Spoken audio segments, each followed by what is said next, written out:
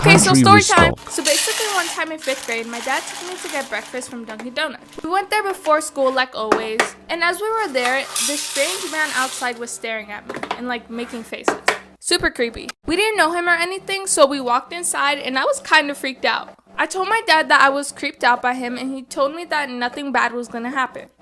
Or so he thought. So we got our foods and we ate it. Everything was fine, chill. After we were done, we got up to leave. The man was gone by now, so I felt better But then on the way to my school, I saw him walking on the sidewalk. Like, I figured he was going to his house or like somewhere else. When we got to my school, no one was outside. It was kind of weird. We went to open the door because my dad was a part of the PTA, so he came in with me. The door for some reason was locked. My music teacher out of nowhere ran out and brought us inside quickly. She told us that our whole school was on code red. Scary. And that a man was in our school, so we went inside and I went and hid in the music room. Like for part 2. Story time about the girl who left me unconscious in the girls' bathroom. So a little background information. I was pretty young at the time. I was in 7th grade and I was 11 years old. And there was this girl who we're gonna call Jenna. Jenna hated me for absolutely no fucking reason. She would bully me because I had red hair, and she would text me literally every day at the same time, telling me to off myself and how I was weird and how nobody liked me. One day she randomly started being nice to me. She sat with me at lunch and her water bottle was empty, and she asked if I needed mine filled up too. Stupidly, I said yes. Well, she ended up putting drugs in my water bottle. After like 20 minutes, I started feeling sick, so I went to the bathroom, and I was kneeling over the toilet when everything went black. Well, when I didn't come back from the bathroom, my teacher got worried, so she sent security looking for me. They were banging on my stall. Obviously, I was fucking unconscious, so I didn't answer. So then they called the fire department, the police, the ambulance, were all there. Like for part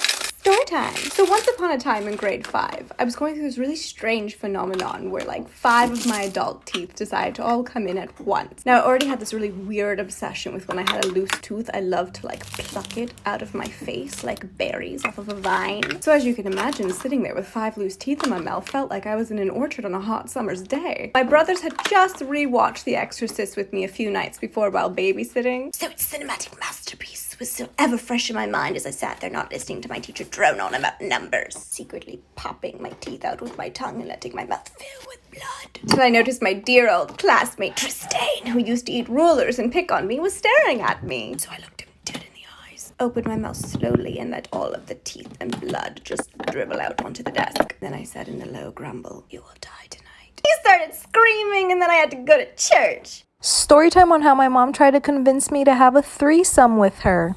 So I had just graduated high school, and my mom was single for a while.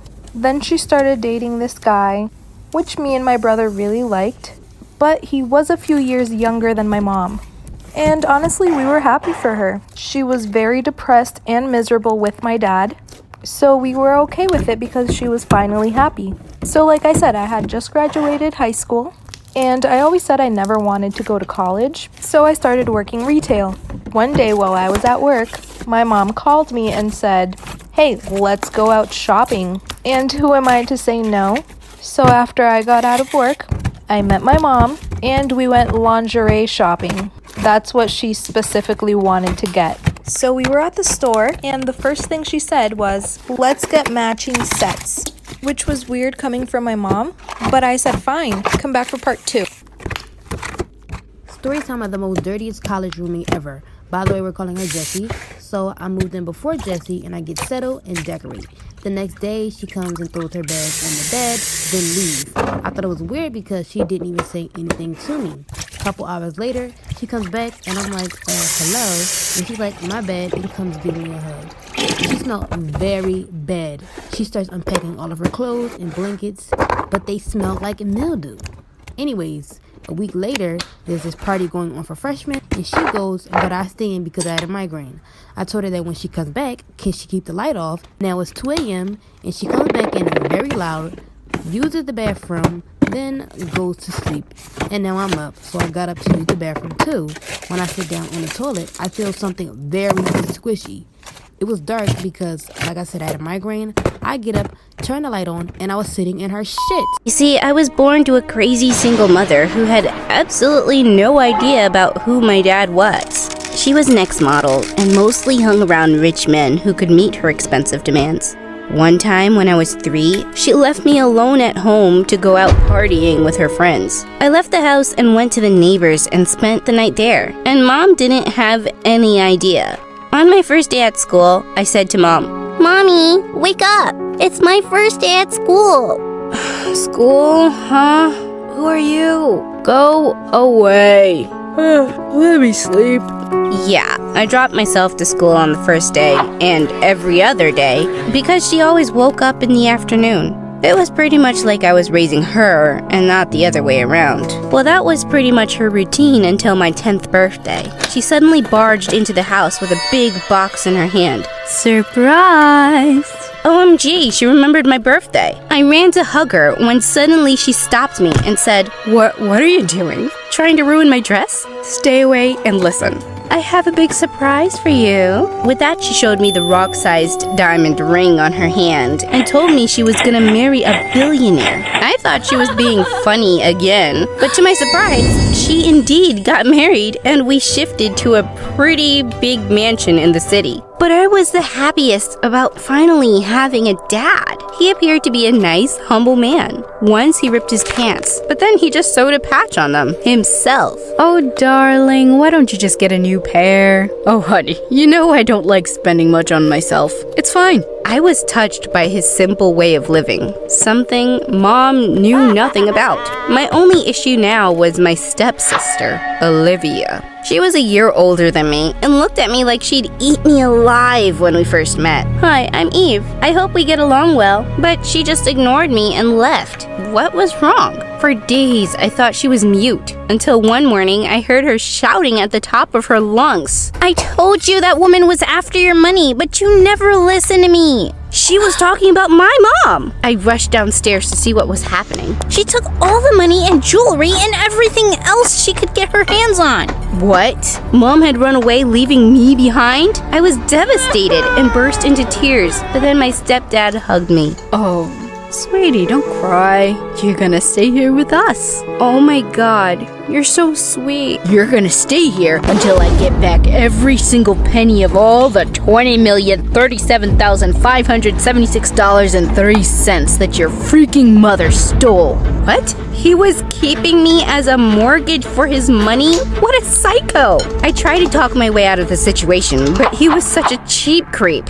You know my mom would never come back for me. She doesn't care for anyone but herself. "I'll make you work instead. I will make sure I have my money's worth back from you."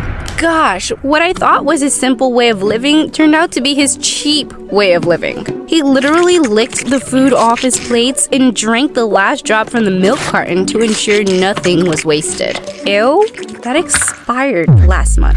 So what? I paid for it. He was a total psycho. No wonder his daughter was so annoyed all the time. I really wanted to get along with her, but for some reason she always avoided me. "Hi, Olivia. Do you want to have breakfast with me?" "No." "Olivia, do you want to go shopping?" "No." "Olivia, no!" But I didn't even say anything. Whatever. Now I was just worried about all the work I'd have to do to repay Mom's debt. I felt like Cinderella, only this time it was the stepfather. But then I had an idea. Every time he'd ask me to do something, I'd make sure to cause trouble. Once he asked me to clean the house, and I picked up the most expensive vase that he owned, and boom.